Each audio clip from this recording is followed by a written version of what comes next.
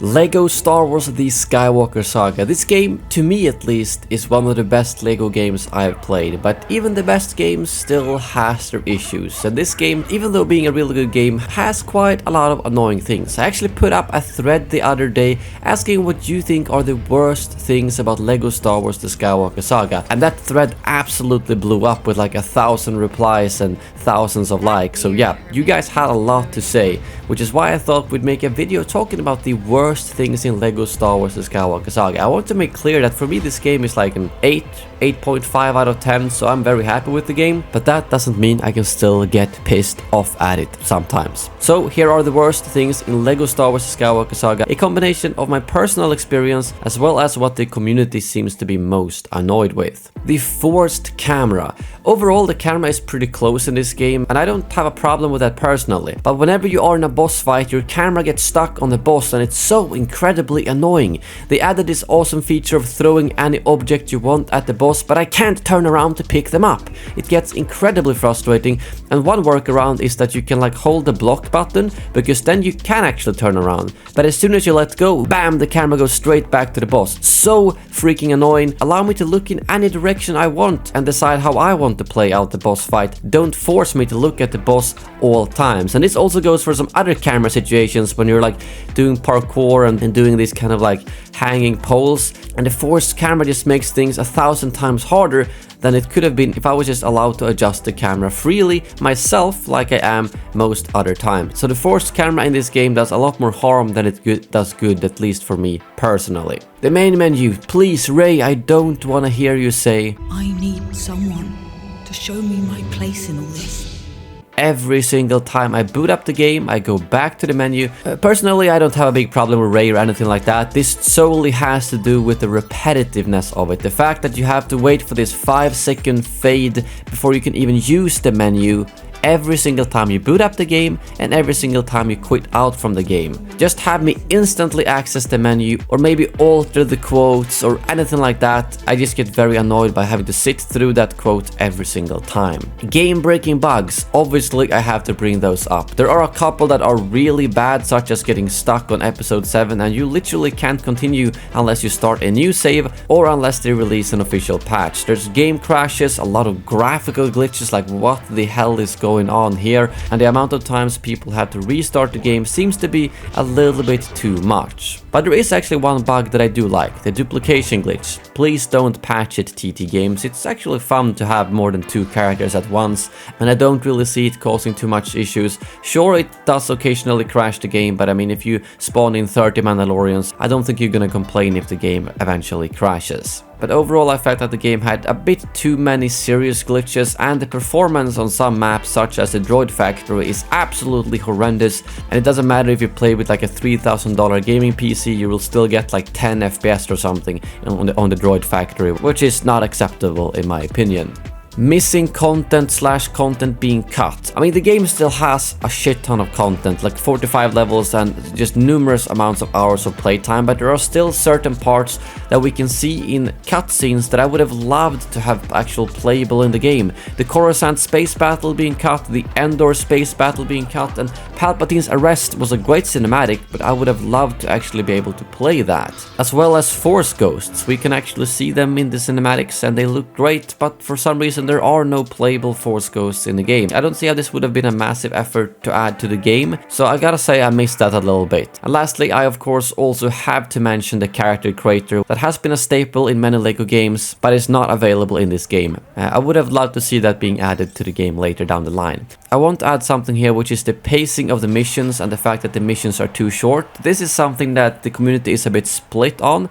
I don't have a problem with that personally. I think they make up for that with the vast amounts of free play and open world missions in between the actual missions. So I see the missions or levels as kind of the events of the movies, and then you fill that out with all the extra missions you have in between. But that's my opinion. I know some people are on the other end of that and absolutely hate that the missions are so short. So that's up for yourself to judge. No online co-op. I honestly thought that was a big disappointment in 2022 not being able to play co-op online when there are so few good co-op games, and it actually seems like it was in development but was cut sometime before the launch. And using like Steam Remote Play Together or similar features are very laggy with a lot of latency, and it's not at all the same thing as playing online co-op. I have to say that I've barely played any co-op myself, but speaking to people who have, it is very buggy. It's a lot more crashes and freezes than if you play single player, and the camera is way too close, making it very hard to play with co-op. So this is based out of community response and some of my friends who play co-op only, saying that it feels like the co-op was kind of slapped on because they have to have co-op in a Lego game, but not a lot of effort was put into it. Same goes for the actual gameplay puzzles that just feel like you might as well do them yourself, and not too much thought was put into the co-op section of the game. I don't really understand why you can't replay entire episodes, because the levels are pretty short and there's a lot of story stuff in between the actual levels that you can't really experience again, because you can't access that in free play. That will just be running around randomly without story elements, and the actual missions will just be from start to finish, and all the story elements that are in between those 5 levels each episode you won't be able to access again unless you make a completely new save, which I think is really weird. PC does yet again feel like a bit of an afterthought, as the controls are really wonky and there's a lot of sensitivity issues, and similarly, like initially it was literally unplayable for me with mouse and keyboard, and I had to go into the config file of the game to make it even playable. And the fact that you have to go into the config file into a Lego game to make it playable just shows that PC just hasn't been properly tested and tweaked, which is unfortunate to me. I have to say though that whenever the camera doesn't lock you into weird positions, it is really fun to use the mouse and actually aim when you're using a blaster character, way easier than with a controller in my opinion. These orange or yellow markers just won't go away. There's like a million of them to look at throughout the menu. In the beginning I at least tried to look at all of them to make sure that my UI was clean, but every single time you boot up the game again they reset and you have a million more of those markers, and eventually I just gave up even trying to clear them out. And I can live with that, but I know a lot of people who absolutely hate having those markers in most games that show you have something new unlocked and then you can't even remove them. And that, coupled with the fact that the menu system overall is really confusing and just a bit too much, to be honest, makes that into a quite annoying issue. I personally think there's too little building in this game. Compared to like the complete saga, it feels like you build very little. The only consistent building you have are those covers that are available on like every map, and they aren't very fun, to be honest. I really like this building part where you choose 2 or 3 different objects you can build, but I feel like there's maybe 5 of those throughout the entire playthrough, maybe a few more, but not nearly enough of those in the game at all. Another example of these are the weapon boxes that you can access with a villain character or if you put on stormtrooper armor. I absolutely love these. You can get like a rocket launcher or a flamethrower or a really fun blaster, but the one thing I hate is that there are so few of them. There are a couple of maps you can find them, and usually when you find them you either can't switch to a villain character, you might not have enough armor parts to actually unlock the crate, and once you pick it up you can shoot like 4 times. So what I really hate about this is that it's a really fun mechanic. Picking up a bit more powerful weapons with unique traits, but then you can use them for like a minute. Throughout an entire 14-hour rushed playthrough, I used them for maybe 2 minutes.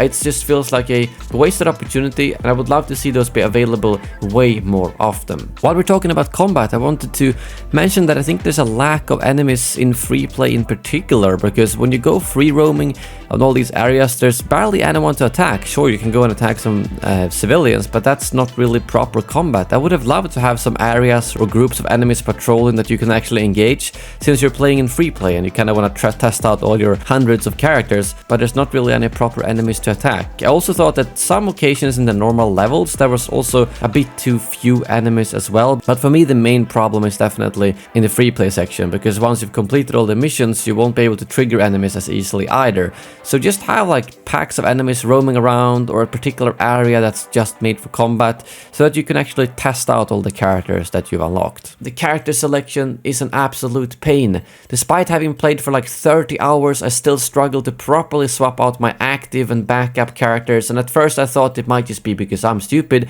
but based on that Twitter thread, a lot of you are also having issues with the character selection. So that's definitely a standing issue with the game, and I understand that sometimes you have to get used to something, but once you've played through the game once and you're on your second playthrough, if you still struggle, yeah, I think something is wrong with the system. Next up, we have the upgrade system.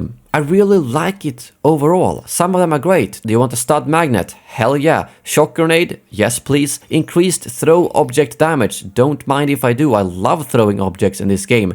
But then we have some upgrade trees like the hero tree, which just feels so boring. I didn't see any upgrade there that I wanted to actually achieve. So I feel the quality of the upgrades are very mixed. Some are great and useful and fun. Others are just completely pointless and could have definitely been swapped out for something more fun. The scavenger class abilities are so scuffed. Like, I absolutely hate it. It's so unclear and so poorly designed. Not the abilities per se. The net launcher, the wall breaker, the glider, they're all great. But the absolute worst thing here is that you can't use these abilities until you reach either Ewoks in episode 6 or Rey in episode 7. But you will most of the time have a scavenger throughout your entire playthrough. Most people will have Quill from the Mando, and you will find these net launcher places, you will find these walls you can't break, and it will even show an icon that you need to use a scavenger.